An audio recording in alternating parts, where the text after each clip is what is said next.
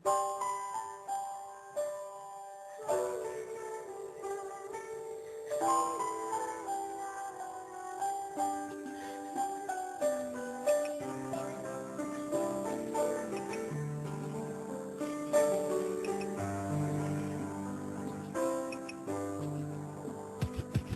was 3 years old nang ikaw ay na-meet. Napahanga ako sa taglay mong bait. Ikaw ang guest ko sa tuwing birthday, pati sa room ko. Ikaw ang display, di ka na nawala sa alaala. Ikaw lang talaga ang walang gagaya. Ikaw ang gusto ng mga friends ko, at di ko alam pati parents ko. Ano ba ang meron ka na wala sa iba, at napapangiti pag nakita ka na sa mga poster at maging sa TV? Inaabangan ng iyong movie. Bata pa ako noon nang maramdaman ko to.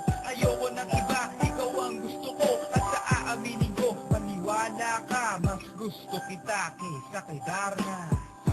You were always gonna be my life. Ikaw ka talaga, tumatakbo puso mo.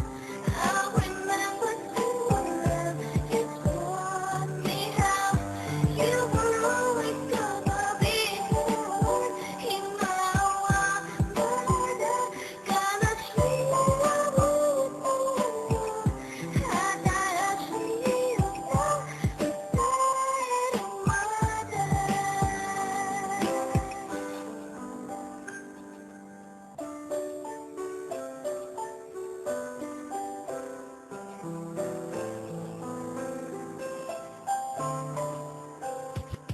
Oh why, bakit ganito? Gusto ko ikaw lang nasa tabi ko. Mga poster mo at mga magazine, sa buhay ko hindi kita kayang alisin. So pati sa cellphone at mga gamit, ikaw ang nakalagay sa aking bedsheet. Ako ay nalungkot